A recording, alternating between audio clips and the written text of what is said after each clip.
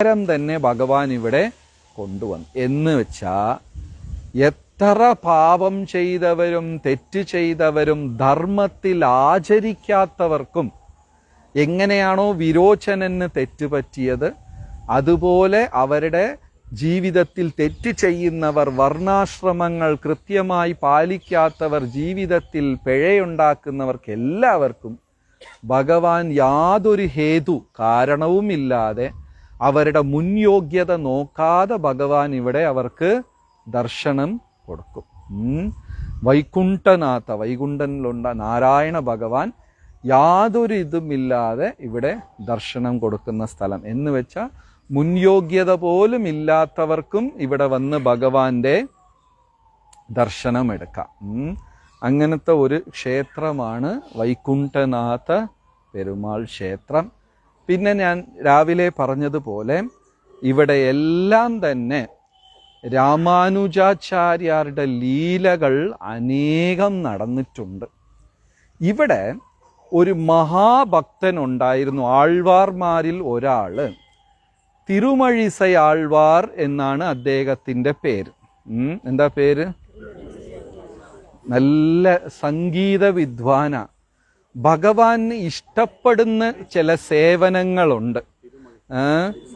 തിരുമഴിസൈ ഭഗവാന് ഇഷ്ടപ്പെടുന്ന ചില സേവനങ്ങൾ ചെയ്യാൻ പറ്റും. അതിൽ ഒന്ന് പൂമാല കെട്ടുക. ആരെങ്കിലും ചെയ്തിട്ടുണ്ടോ? ഉണ്ട്. നമ്മുടെ പൂമാല ടീമാരൊക്കെയാണ്. എല്ലാവരും ഉണ്ട്. ഭഗവാന് പൂമാല വളരെ ഇഷ്ടമുള്ള ഒരു സേവനം. പിന്നെ ഭഗവാന് വേണ്ടി മധുരപലഹാരങ്ങൾ ഉണ്ടാക്കി സമർപ്പിക്കുന്നത് ഒരു നല്ല സേവനം. പിന്നെ ഭഗവാനെ കീർത്തനം ചൊല്ലി ഇത് ചെയ്യുന്നത്, സ്തുതിക്കുന്നത്. ഒരിക്കല് നമ്മൾ ഇവിടെ പോയപ്പോ, തിരുപ്പതിയിൽ പോയപ്പോ, രാത്രി ശയനാരത്തി ഭഗവാനെ ഉറക്കുകയാണ്. നല്ല ഒരാൾ വന്നിരുന്ന് വീണയും വെച്ചുകൊണ്ട്, അതിനെ ഏകാന്ത സേവ എന്നാ പറയുന്നത്. ഈ രാത്രി ഭഗവാനെ ഉറക്കുന്ന എന്ത് സേവയാണ്? ഏകാന്ത സേവ. ആരും സംസാരിക്കാൻ പാടില്ല, പൂജാരി മണി പോലും അടിക്കില്ല. ആ ഭഗവാന്റെ ആ മുമ്പിലുള്ള ഹാള് അത്ര നിശബ്ദമായിരിക്കും. അവിടെ ഒരു ഭക്തൻ വന്നിട്ട് വീണ എടുത്ത് വെച്ചിട്ട് പതുക്കെ ആ ചെറിയ സൗണ്ടിൽ അദ്ദേഹം കീർത്തനം ചെയ്യുന്നത് അവിടെ ഉള്ള അത്ര പേർക്കും കേൾക്കാം. മൈക്കും വേണ്ട, ഒന്നും വേണ്ട, ഒച്ചയും ബഹളം ഒന്നും വേണ്ട. അത്ര സൈലന്റ് ആയിട്ട് അദ്ദേഹം ഭഗവാനെ സ്തുതിച്ചിട്ട് അവസാനം ജോജോ എന്ന് ആഡ് ചെയ്യും.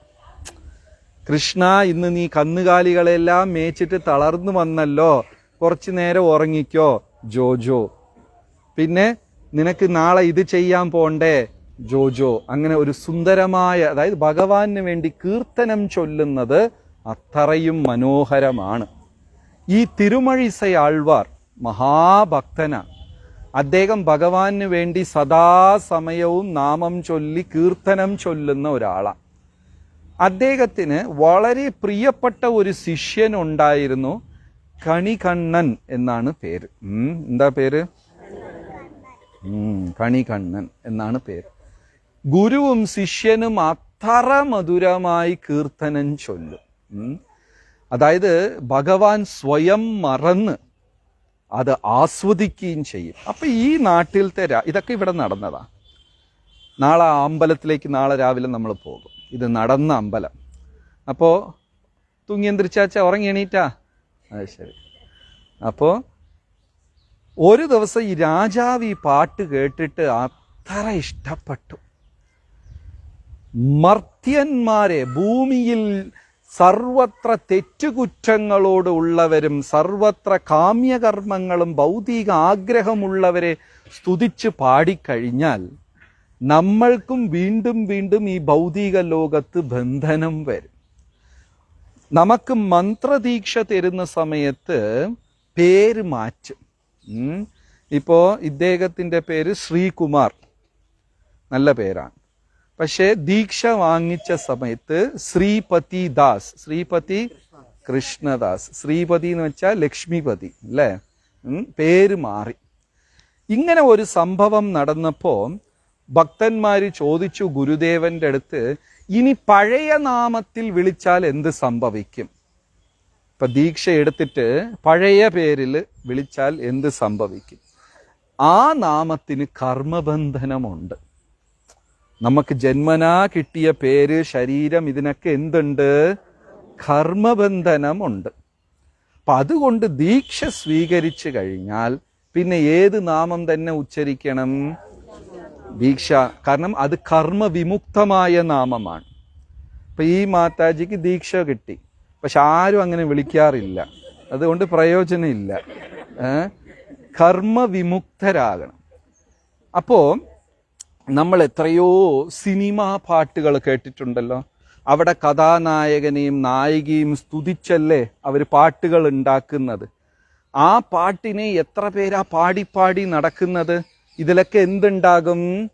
കർമ്മബന്ധനമുണ്ടാകും. അപ്പൊ ഈ തിരുമഴിസൈ ആൾവാറെടുത്ത് ഈ രാജാവ് വന്ന് പറഞ്ഞു, ഇത്ര സുന്ദരമായി പാട്ടുകൾ പാടുകയല്ലേ, എന്നെക്കുറിച്ചും കൂടെ ഒരു 4 പാട്ട് പാടാൻ. അപ്പൊ അദ്ദേഹം പറഞ്ഞു, ഞാൻ പാടില്ല. ഈ നാവ് കൊണ്ട് ആരെക്കുറിച്ച് മാത്രമേ? ഭഗവാനെ കുറിച്ച് മാത്രമേ സ്തുതിക്കുകയുള്ളൂ. അപ്പോൾ രാജാവ് എന്ത് ചെയ്തു? കണികണ്ണന്റെ അടുത്ത് പോയി, ശിഷ്യന്റെ അടുത്ത് പോയി ചെന്ന് സ്വർണം കൊടുക്കുക, നവരത്നങ്ങൾ കൊടുക്കുക, എങ്ങനെയെങ്കിലും ഗുരുവിനെ കൊണ്ട് എന്നെക്കുറിച്ച് ഒരു 2 പാട്ട് പാടിക്കോളാൻ ഒന്ന് എഴുതാൻ പറഞ്ഞ്, എന്നെക്കുറിച്ച് 2 പാട്ട്. കണികണ്ണൻ പറഞ്ഞു, എൻ്റെ ഗുരുവിന് ഇതൊന്നും ഇഷ്ടമല്ല, അങ്ങനെ ചെയ്യത്തുമില്ല, ഭഗവാനല്ലാതെ വേറെ ഒന്നും. രാജാവിന് ദേഷ്യം വന്ന്, അങ്ങനെയാണെങ്കിൽ എൻ്റെ നാട് വിട്ടു പൊക്കോളാൻ പറഞ്ഞു. എൻ്റെ നാട്ടിൽ നിൽക്കണ്ട, പൊക്കോളാം. രാജാവ് പറയുമ്പോൾ എന്തെങ്കിലും ചെയ്യാൻ പറ്റുമോ? കണികണ്ണൻ നാട് വിട്ടങ്ങി ഇറങ്ങി. അപ്പൊ ഗുരുനാഥൻ ചോദിച്ചു, ഗുരുനാഥന്റെ പേരെന്താ? തിരുമഴിസൈ ആൾവാര് ചോദിച്ചു, നീ എങ്ങോട്ടാ പോകുന്നേ? രാജാവ് എന്നെ ഇനി നിൽക്കണ്ടെന്ന് പറഞ്ഞു. അയ്യോ, അപ്പൊ ഞാൻ എന്ത് ചെയ്യും? അപ്പോ അദ്ദേഹം പറഞ്ഞു, എന്നാ ശിഷ്യനില്ലാതെ എനിക്കും ഇനി ഇതില്ല, ഞാനും കൂടെ വരാന്ന് പറഞ്ഞ് ഗുരുവും ബാക്കിൽ നടക്കാൻ തുടങ്ങി. അവിടെ ഭഗവാൻ ഇങ്ങനെ കിടന്നിരിക്കുക അനന്തന്റെ പുറത്ത് കിടക്കുമ്പോ തല ലെഫ്റ്റിലാണോ റൈറ്റിലാണോ? ഭഗവാൻ കിടക്കുമ്പോ അനന്തന്റെ പുറത്ത് തല ലെഫ്റ്റിലാണോ റൈറ്റിലാണോ?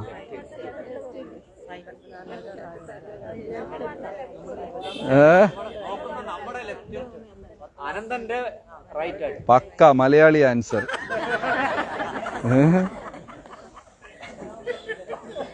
അതായത് ഭഗവാൻ ഇടതിന്ന് വലത് നോക്കിയേ കിടക്കത്തുള്ളൂ. ആ ഭഗവാന്റെ പേര് യഥോത്തകാരി. നമ്മളെ നാളെ പോകും ആ വിഷ്ണു, യഥോത്തകാരി. അപ്പൊ ഭഗവാൻ ചോദിച്ചു, ആൾവാറെ എങ്ങോട്ടാ പോകുന്നതെന്ന്. അപ്പൊ പറഞ്ഞു, രാജാവ് ഞങ്ങളെ ഇവിടെ നിന്ന് പോകാൻ പറഞ്ഞു, ഈ നാട്ടിൽ ഞങ്ങൾക്ക് സ്ഥലമില്ല. അപ്പൊ ആൾവാര് പറഞ്ഞു, അപ്പൊ എന്റെ ഗതി എന്താകും? അപ്പൊ ഭഗവാൻ ചോദിച്ചു, എന്റെ ഗതി എന്താകും? അപ്പൊ ആൾവാർ പറഞ്ഞു, എനിക്കറിഞ്ഞൂടാ, ഞാനും കൂടെ വരട്ടെ, വന്നോളാൻ പറഞ്ഞു. ഉടനെ ഈ ഭഗവാൻ എണീറ്റിട്ട് എന്ത് ചെയ്തു? അനന്തൻ പാമ്പില്ലേ, അതിനെടുത്ത് ചുരുട്ടി. എങ്ങനെ?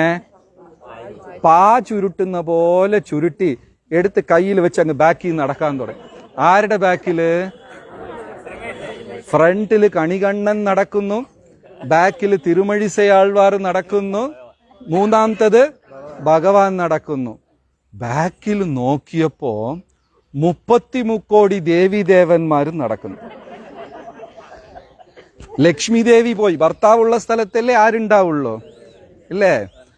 ലക്ഷ്മി ദേവി പുറകെ നടന്നു, ഭൂമി ദേവി നടന്നു, 33 കോടി. അടുത്ത സെക്കൻഡ് നാട് എന്ത് പറ്റി? ഭൂമിയിൽ വിള്ളല് വീഴാൻ തുടങ്ങി.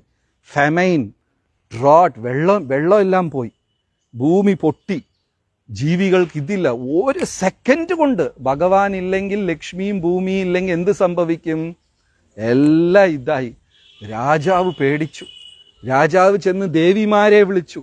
അപ്പൊ ദേവിമാര് പറഞ്ഞു, നമുക്കറിയില്ല, ഭഗവാൻ നിന്നാലേ നമ്മൾ നിൽക്കുള്ളൂ. ഭഗവാനെ ചെന്ന് വിളിച്ചു. ഭഗവാൻ പറഞ്ഞു, എനിക്കറിഞ്ഞൂടാ, തിരുമഴിസൈ ആൾവാർ വന്നാലേ ഞാൻ വരുള്ളൂ. അദ്ദേഹത്തിന് ചെന്ന് വിളിച്ചു.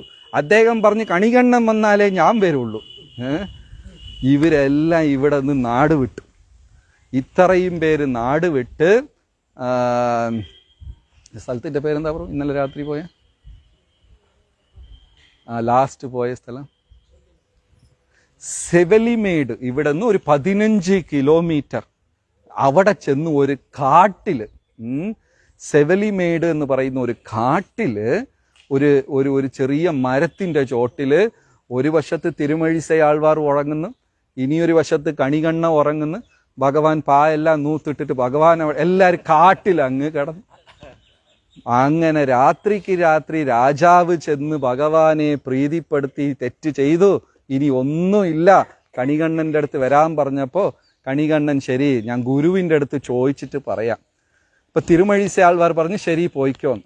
അങ്ങനെ കണികണ്ണൻ തിരിച്ചു വന്നു, പുറകെ തിരുമഴിസയാൾവാർ വന്നു.